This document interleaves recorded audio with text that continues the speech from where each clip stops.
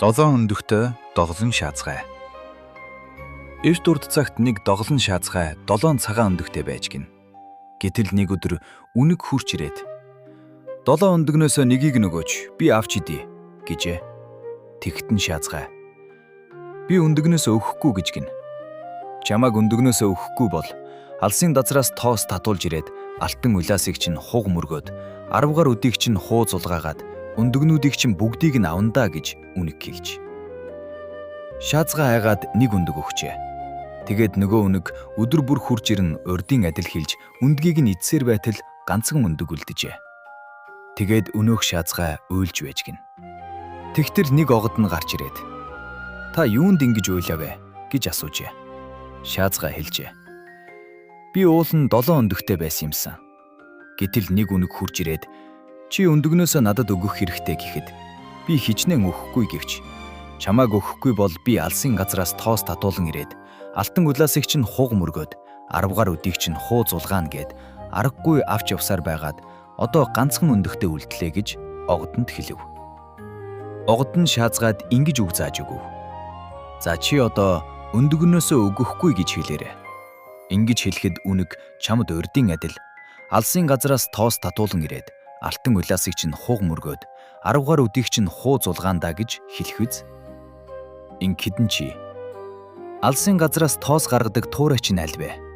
Алтан улаас хуг мөргөдөг эвэр чинь аль вэ? 10 гар өдийг минь хуу зулгаах сарвуу чинь аль вэ гэж асуугаарай. Ингэхэд чамд энэ үгийг хэн зааж өгөв гэх үз.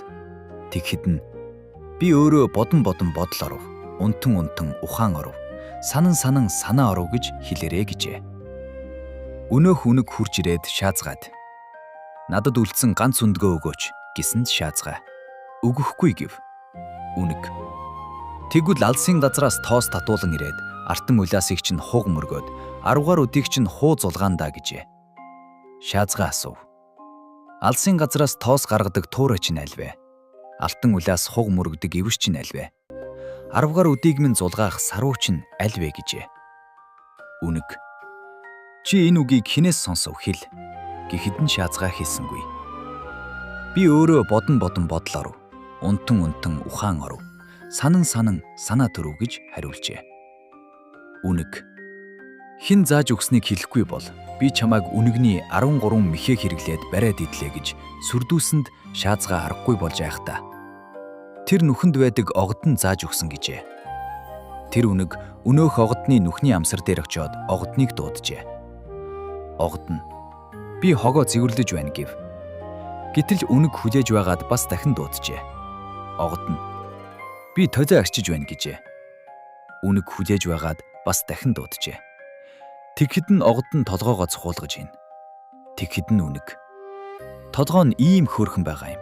Цээж нь ямар хөөрхөн бол" гэхэд нь нөгөө огод нь цээжээ гаргажээ. Гэтэл үнэг "Цээж нь ийм хөөрхөн байгаа юм. Бүхс нь ямар хөөрхөн бол" гэжээ. Тэгэхэд огод нь бүхсөө гаргажээ. Гэтэл үнэг "Бүхс нь ийм хөөрхөн байгаа юм. Сүүл нь ямар хөөрхөн бол" гэсэнд огод нь сүүлээ гаргажээ. Үнэг хэлв. "Ийм хөөрхөн биетэй юм хадан дээгүүр бүг гүүх нь яасан хөөрхөн бол" гэсэнд огод нь бүг гүүх. Гэтэл үнэг өмхөөд авчээ. Ингэхэд нь огод нь "Өмөр гэж идвэл өмхий байдгийм шүү. Ангар гэж идвэл амттай байдгийм шүү" гэсэнд үнэг огодны хэлсэн ёсоор ангар гэж идэх гítэл амнаасаа огодныг алдаад гаргачихжээ.